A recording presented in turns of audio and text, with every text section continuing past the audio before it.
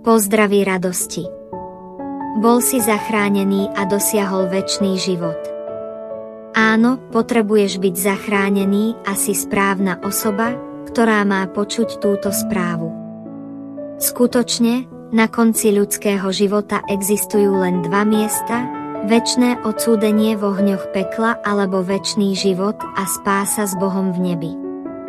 Kam sa dostaneš závisí od tvojho vlastného rozhodnutia.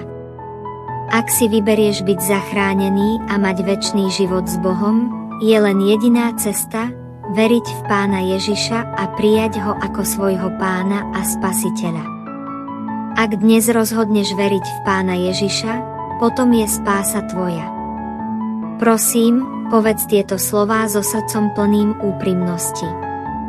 Pane Ježiš, dnes verím a prijímam ťa ako svojho Pána a Spasiteľa. Verím, že tvoja smrť na kríži vykúpila všetky moje hriechy. Vstúp do môjho srdca a viedz môj život na tvojej spravodlivej ceste. Amen. Ak to povieš úprimne a s hlbokou vážnosťou v srdci, potom si dnes dostal spásu večného života a Otec v nebi ťa s radosťou vítá, čo znamená, že tvoje meno je už zapísané v knihe života v kráľovstve nebies.